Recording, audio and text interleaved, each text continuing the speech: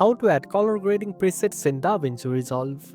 First of all, open DaVinci Resolve and go to the color workspace at the bottom of the screen. This is where all your color grading work happens. Next, to import your color grading presets, also known as LUTs, look for the LUTs section in the top left corner and click to browse the default LUT available. Then, copy or downloaded .cube LUT files into this folder by dragging the file from your file explorer. You can also copy the file to DaVinci Resolve's LUT folder. In the LUT section, right-click and select Refresh to update the list, ensuring your new LUTs are recognized by the software. Now, select the clip you want to grade. In the Nodes panel, right-click and choose Add Node. Then select Add Serial to create a new node.